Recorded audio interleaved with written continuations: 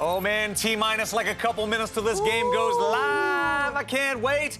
And in the lead up to Halo 5's release, gamers all over the world have been asked to hunt the truth to figure out what the Master Chief's true intentions really are, and they're coming real close to finding that out. Oh yeah, that also happens to be the name of one of the most popular, most intriguing Halo podcasts around.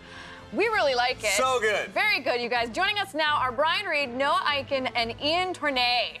Fellas, what's up? Yeah. All right, so Brian, what is the Hunt for Truth, and what is it all about? Hunt the Truth was an idea of exploring what's going on with Master Chief before Halo 5 starts. As everybody knows by now, he goes AWOL at the beginning of Halo 5. And some of this is where's his brain at before the story starts. Right. Now, obviously, you knew when you guys were getting into this this is a deep universe. It's connected to a lot of people for generations at this point. But did you have any idea just how much season 1 would catch on?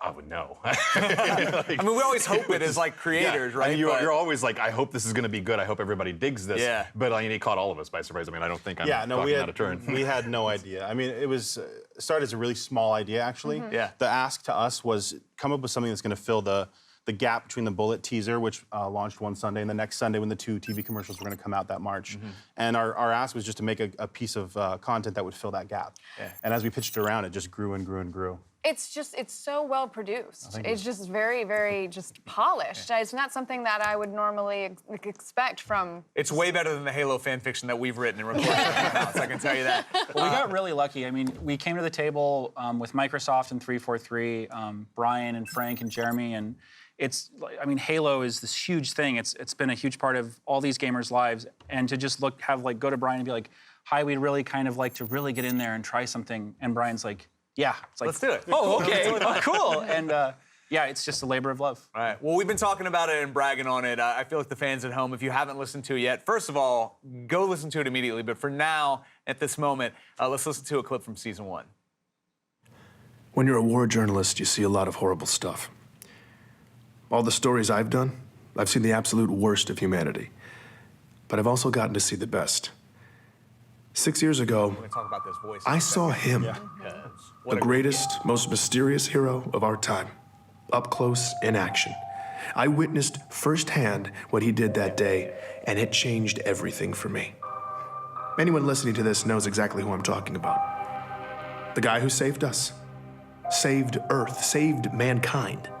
Master Chief Petty Officer Spartan 117, whom we now know is simply the Master Chief. Let's set the stakes at the beginning. What do we got there? Wow. It's really good. So how did you approach Keegan-Michael Key? Yeah, we know So, that voice. Walking into that first meeting with Brian and Jeremy and Frank, we knew we wanted a comedian because we knew we wanted to take this very conversational approach and get someone that was just good on the fly and good in interviews. And in my experience, the comedians are always best at this. We had a short list of people, and through talking with the guys at 343, we both sort of all agreed that Keegan was a great fit. And we also had someone at our agency who knew him and went to college with him. And I knew he had a dramatic background. So it was just sort of this easy choice. And we approached him, and he was really into it. He loves Halo, and him and Jordan, he told us they'd love to play Halo together. So, it was just an easy fit. Yeah, it's almost like listening to a documentary. Yeah. I mean, that was, obviously the first season specifically has a very NPR vibe, and that was sort of on purpose. We wanted to do something that felt like a journalist was telling this real story, and we went as far as to have those little uncomfortable moments in the interviews that he would do and things like that to make it feel really organic and real. And, one of my favorite things from any piece of pop culture is when you get something that feels like an artifact of the universe. And this feels like a radio show you would hear if it was 2558 and you lived in the Halo universe. This just felt legit, and I think that's a lot of what made it click. So do we find out in season 2 that Master Chief actually murders Adnan?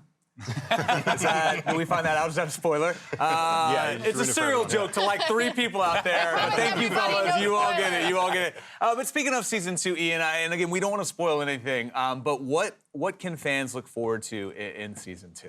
Well, season 1 is all about the story with Ben. Season 2, we really kind of want to spread our legs, look at the extended Halo universe. You're going to see some Covenant that you maybe haven't heard a lot about before. We're going to get some background there. We're going to go to some new and exciting planets, and we're going to dive. The ending, I won't spoil anything, But it's pretty crazy. Can I stop him there, though? Yeah. So the way season 2 got started was, so I was talking to Frank. Now we're getting the real story. So Vader's Luke's father. yeah, so- and We were talking, we had an early conversation with Frank. We were on set of something, and Frank had brought up the idea of getting more in depth into AI and talking more about AI and the future of sort of AI in the world.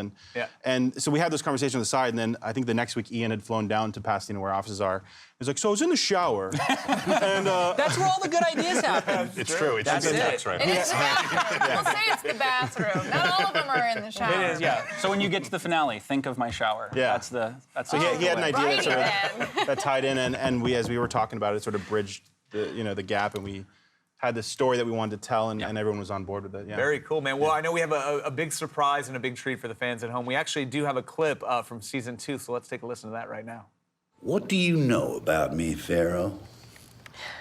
You're a spiritual leader. Well, those are empty words from faraway judges. Well, that voice What do sounds you familiar. know We'll talk about about that in a You second. claim that everyone has 3 spiritual lives, and you encourage your followers to connect all of them. You tell them that's how they can achieve transcendence. And you believe these anomalies are a one-way ticket. Very good. So are But we while going... the words fill no, your not yet. mouth, they do There's not more. come from your center. Why do you carry so much resistance to the truth? Because I think you're selling snake oil. Ooh. Oh. So are we going to see more stories like this in the Halo universe in the future? I certainly hope so, yeah. Me too. One of the really cool things with the Halo universe is that it's like, it just keeps growing and getting bigger, and we keep finding more stories to tell. And every product we put out spawns like 3 more ideas. And sometimes 1 or 2 of those happen, and sometimes they don't. But like the ability to just grow the story and to keep telling more of them is one of the things that's awesome. And when did you get Luke Skywalker involved? That was Mark Hamill. It was indeed. Oh, yeah. It was indeed. That's the coolest. That's the coolest. I mean, obviously, you have this massive property, right, that like people will naturally want to attach themselves to. But especially when it's not like directly related to this massive launch here, there's a bit of a sell there. But then you guys probably brought in season 1, and they're like, holy crap, this is quality stuff, right? Like, what was that conversation with Luke Skywalker like? Yeah, it was completely unreal. I mean, we were trying to cast this character, Dosk, who was a character existing in the fiction, but there was still a lot of fleshing out to do. Yeah. And we were talking to a couple actors, and one fell through, and the agent was like, would you ever consider Mark Hamill? I was like, would we?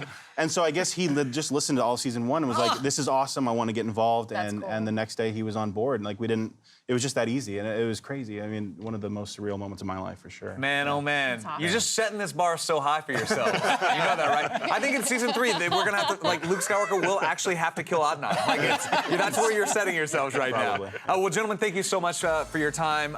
We are very, very, very. Oh my goodness, Halo is actually live in the world right now, ladies and gentlemen.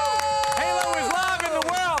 Let's drop a code. Yeah, Let's drop a code. Can we give a code? Hold on. Wait for it. come Wait for on. it. There's a code! Hunt the truth. Hunt the truth. Download the code. All right, guys, right now let's head back down to Los Angeles to see how Allison Hayslip and Alex Albrecht and you guys, a special guest, a ghost from our past, Mr. Kevin Pereira, is down there for launch day.